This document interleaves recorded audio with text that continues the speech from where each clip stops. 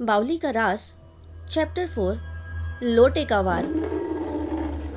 अन्वेष ने सोचे समझे बिना बाइक के ब्रेक इतने जोर से दबाए कि वो रोड पर फिसल गई। उसका दिल डर से रुक गया था।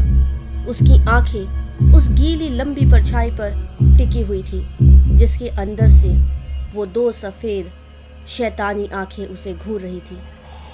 वो आवाज, वो खराश की आवाज अब उसके कानों में नहीं बल्कि उसके दिमाग के अंदर गूंज रही थी। और फिर उस बारिश की आवाज में भी अन्वेष ने उस अजीब सन्नाटे को महसूस किया जो बावली की प्यास लाती थी। उसी पल उस दयाराम की बात याद आई, जब तक ये गीला नहीं होगा। उसने जल्दी से जेब में हाथ डाला और उस छोटे ब्रास के लोटे को निकालकर उस गीली परछाई की तरफ कर दिया। जैसे ही उस गीली हवा में तैरती हुई परछाई पर लोटा की चमक पड़ी, उसकी सफेद आंखें एक पल के लिए फटी रह गई। वो गहरी प्यास का एहसास तुरंत कम हो गया।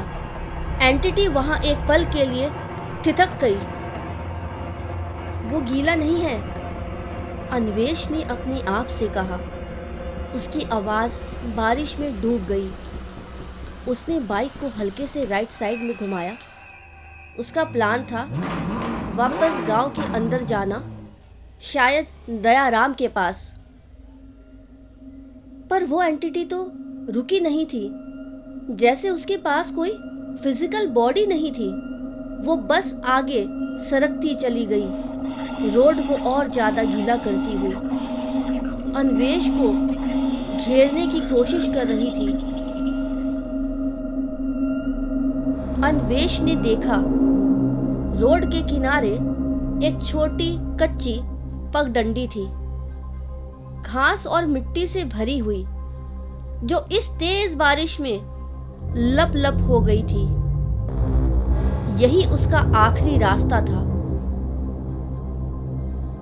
उसने लोटे को अपनी जेब में वापस रखा, लेकिन इस बार उसने उसे कसा नहीं। वो तो स्टीयरिंग व्हील पर दोनों हाथ रखकर उस पगडंडी पर बाइक उतारने वाला था। जैसे ही बाइक का पहला पहिया कच्ची पगडंडी पर उतरा, एंटिटी ने अपना पूरा जोर लगा दिया। रोड पर जमा हुआ पानी एक कोरे की तरह अन्वेष की तरफ उछला।